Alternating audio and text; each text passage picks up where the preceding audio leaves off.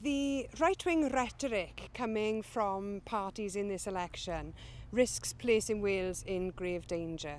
1 in 10 jobs, 150,000 jobs in Wales rely on Wales being a member of the EU.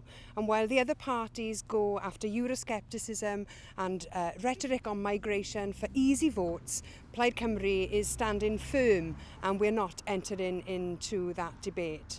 We've said very clearly that the economy is our top priority. We want to create jobs by looking at the way we procure goods from the public sector. We want to ensure that our young people are skilled and we want to ensure that Welsh businesses maximise the benefits that they can get from funds that are available from the EU.